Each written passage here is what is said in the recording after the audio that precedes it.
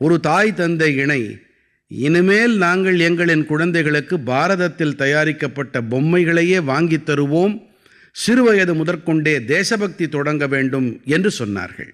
சில குடும்பங்களோ நாங்கள் எங்களுடைய விடுமுறைகளை தேசத்தின் ஏதாவது ஒரு அழகான இடத்தில் செலவு செய்வோம் என்று சபதமே மேற்கொண்டார்கள். பல இளைஞர்கள் வெட் இன் இந்தியா, அதாவது இந்தியாவில் திருமணம் செய்வோம் என்ற உறுதிப்பாட்டை எடுத்துக் கொண்டிருக்கின்றார்கள். இனி எந்த ஒரு பரிசுப் பொருளை வாங்க வேண்டும் என்றாலும் ஒரு இந்திய கைவினைஞர் தயாரித்த பொருளையே வாங்குவேன் என்று ஒருவர் கூறினார். நண்பர்களே, இதுதானே பாரதத்தின் மெய்யான பலம், மக்களின் மனங்களின் இணைவு, மக்கள் பங்களிப்பு. நான் உங்கள் அனைவரிடத்திலும் வேண்டிக் கொள்ளுகிறேன், வாருங்கள், இந்த சந்தர்ப்பத்திலே நாம் உளவுறுதி பூணுவோம். நாம் நமது வாழ்க்கையிலே முடிந்த வரையில் நம்முடைய தேசத்தில் தயாரிக்கப்பட்ட பொருட்களுக்கு முதன்மை அளிப்போம்.